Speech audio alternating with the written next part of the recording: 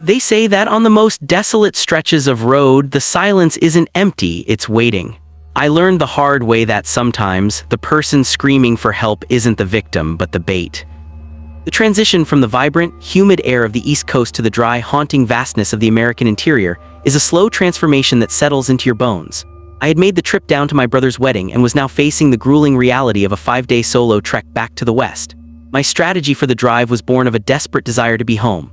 Drive until the eyelids turn to lead, then find a roadside motel to collapse in. By the 4th day, the landscape had shifted from rolling hills to a flat, barren void. The road was a ribbon of asphalt cutting through an ocean of nothingness, and for long stretches I hadn't seen a single pair of headlights in either direction. This was the kind of isolation that makes you hyper-aware of your own mortality. My phone had lost service miles ago, leaving me with nothing but the hum of the engine and the caffeine-induced vibration in my fingertips from the energy drinks I had been chugging to stay alert. I was wide awake, but the psychological weight of the middle of nowhere was starting to press in on me. It was around 10:00 p.m. when the reality of my isolation truly manifested. My headlights caught a flash of movement on the shoulder, a sudden break in the monotonous blackness that felt like a jolt to my system. It was a woman. She was standing on the edge of the asphalt, her body hunched in an unnatural, desperate posture. As I sped closer, the details came into focus with jarring clarity. Her clothes were stained and torn, looking as though she had just crawled out of the dense, suffocating woods that lined the road. She began waving her arms with a frantic, rhythmic energy, the universal signal of someone caught in a life-or-death crisis.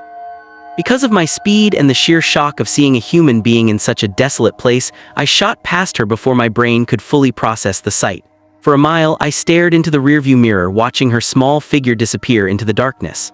A cold knot of guilt began to tighten in my chest. Out here, without a phone or a car, I was essentially leaving her out to die. Despite my inherent fear of hitchhikers, a group I would never normally interact with, she looked so broken and vulnerable that I couldn't justify the heartlessness of driving away. I found a spot to pull a U-turn and headed back. My plan was cautious. I would pull up alongside her, keep the doors locked, and assess the situation from the safety of the car. If she seemed dangerous or if something felt even slightly off, I promised myself I would floor it and find the police the moment I regained cell service. I was trying to balance my safety with a basic human obligation to help. When I returned to the spot, she wasn't on the shoulder anymore. She had moved back toward the tree line, her silhouette a jagged shadow against the dark woods. She started waving again, her movements rhythmic and mechanical, almost like a beckoning.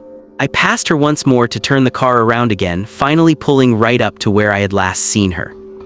But as I braked, she vanished. In the minute it took me to reposition the vehicle, she had disappeared into the trees. I sat there for a full minute, the engine idling, expecting her to run toward the headlights. She didn't.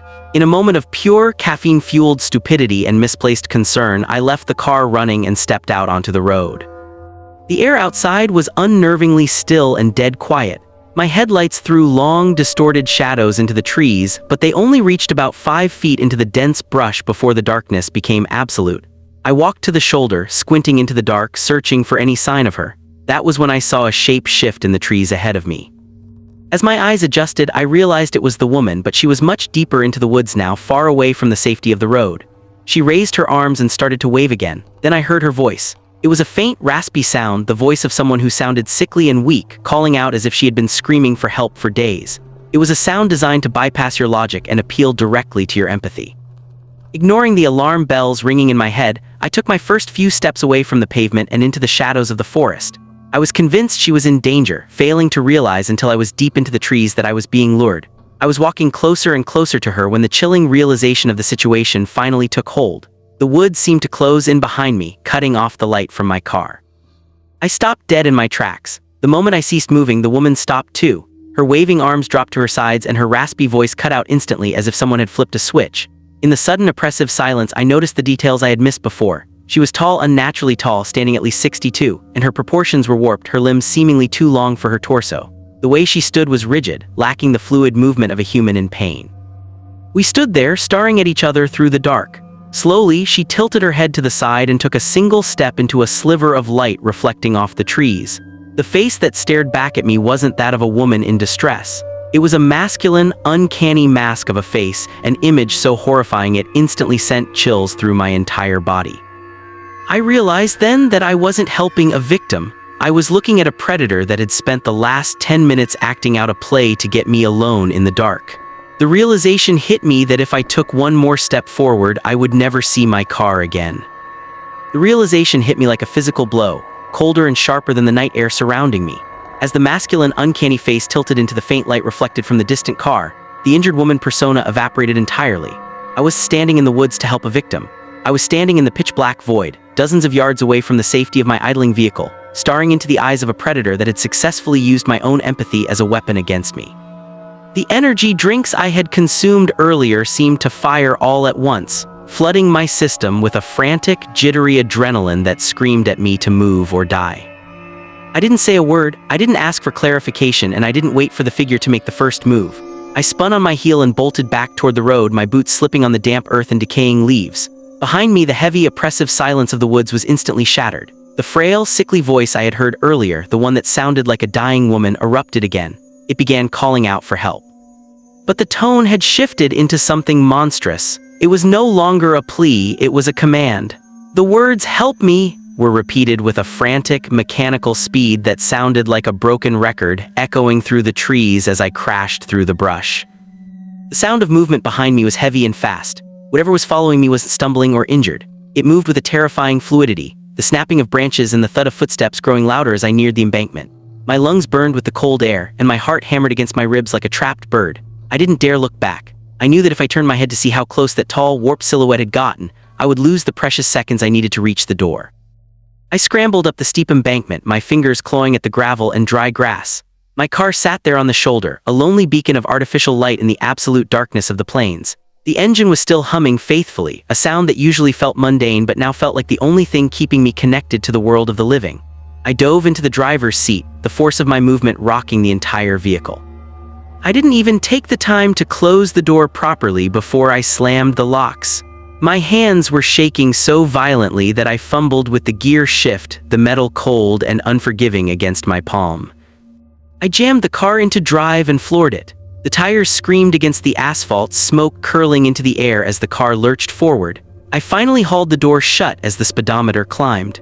I didn't look into the rearview mirror until I was at least a mile away, and even then I only caught a glimpse of the empty, dark road behind me. The figure was gone, swallowed back into the trees, but the sound of that voice, that masculine, forced imitation of a woman's cry, stayed trapped in the cabin with me. For the next several hours I didn't blink. I drove at speeds that were dangerous, my eyes darting between the road ahead and the mirrors, terrified that I would see those long, spindly limbs emerging from the shadows of the next passing grove of trees. My mind replayed the image of the face over and over again, the way the skin looked too tight, the way the eyes seemed to reflect no light, and the horrifying realization of how tall the figure actually was. I realized that if I had taken just 3 or 4 more steps toward that woman, I would have been well within its reach. The isolation of the road, which I had once found peaceful, now felt like a suffocating trap.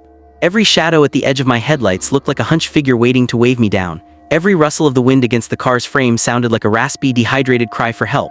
I stayed wide awake, the combination of chemical stimulants and pure, unadulterated terror keeping me in a state of high alert vibration. I knew I couldn't stop at a motel. The thought of walking from a car to a dimly lit room in a parking lot felt like an impossible risk. I was certain that whatever was out there in the woods wasn't bound by the same laws of distance and geography that I was. It felt like the entire highway had become its hunting ground. As the hours dragged on and I finally crossed the state line into a region with flickering cell service and the occasional glow of a distant town, the heavy weight in my chest began to lift, but the fear didn't disappear. It transformed into a cold, hard knot of trauma. I realized that the entity I saw wasn't looking for a savior or a friend. It was looking for a distraction, a way to pull a traveler off the beaten path and into the deep shadows where no one would ever find them. The middle of nowhere wasn't just a place on a map. It was a state of vulnerability that things like that figure lived in. I kept driving through the entire night, the white lines of the highway acting as my only guide back to civilization. I knew that I would never be able to look at a person waving for help on a dark road the same way again. Part of my humanity had been left back there in the woods, traded for the instinct to survive a predator that knew exactly how to mimic the things we find most precious. I drove until the sun finally broke over the horizon, but even the daylight felt thin and fragile, as if the darkness of the woods was just waiting for the next long night to reclaim the road. The first light of dawn was a pale, sickly gray when I finally pulled into a bustling 24-hour truck stop 3 states away. The neon signs for diesel and coffee felt like holy relics, symbols of a world that made sense, a world where things were exactly what they appeared to be. I parked my car in the center of the lot, surrounded by massive semi-trucks whose drivers were beginning to stir. I sat there for a long time, my hands still fused to the steering wheel, watching the sun slowly burn away the morning mist. I felt like a ghost returning to the land of the living, a man who had seen the gears behind the curtain of reality and could never unsee them. I checked into a hotel nearby, not because I was tired. My nervous system was still vibrating at a frequency that made sleep feel impossible, but because I needed 4 walls and a locked door that wasn't made of glass. I spent hours in the shower trying to scrub the smell of the woods and the cold metallic tang of adrenaline off my skin. But every time I closed my eyes, I was back on that embankment. I could hear the snapping of the branches. I could hear that voice, that masculine, distorted mimicry of a woman's cry for help. I began to obsessively search for reports of missing persons or strange occurrences on that specific stretch of highway. I spent hours scrolling through local news archives and obscure forums dedicated to the middle-of-nowhere mysteries. What I found was a pattern of silence. There were no news reports of a tall woman in distress. Instead, there were dozens of cold cases involving travelers who had simply vanished between 2 points on the map. Their cars were often found abandoned on the shoulder, engines sometimes still idling, doors left wide open as if the driver had just stepped out for a moment and forgotten to return. The police called them voluntary disappearances or accidents, but I knew better. I knew they had been lured. The most terrifying realization came a few days after I finally made it back to my own home. I was settling into my routine, trying to convince myself that the incident was a one-time anomaly of the deep wilderness. I was sitting in my living room late at night, the house quiet and the streetlights outside casting familiar shadows on my wall. I reached for my phone to check the time, and that's when I saw the notification. During the chaos of that night, my dashcam had been recording. I had forgotten it was even there. With a shaking hand, I plugged the memory card into my laptop. I skipped past the hours of monotonous night driving until I reached the timestamp of 10:00 p.m. I watched myself speed past the figure. I watched the U-turn. I watched the car pull over. On the screen, the woman looked exactly as I remembered, hunched, dirty, desperate. But then I watched the moment I stepped out of the car. In the high-definition recording, the dashcam's wide-angle lens captured things I hadn't been able to see from the ground. As I walked toward the tree line, 3 other figures emerged from the darkness behind my car. They were tall, spindly, and moved with a jerky, coordinated precision. They didn't approach me. They moved toward the driver's side door. They had been seconds away from entering my vehicle and waiting in the backseat for me to return. The woman in the woods wasn't just bait. She was a distraction meant to keep my eyes fixed forward while the trap closed from behind. I watched the footage of my own narrow escape, the way I dove back into the car just as one of the figures reached for the door handle. I saw the pale, elongated hand brush against the glass of the rear window as I sped away. The footage ended with the car accelerating into the dark, but the last frame showed the woman standing in the middle of the road, perfectly upright now, watching my taillights fade. She wasn't 62. She was closer to 7 feet tall, and she wasn't alone.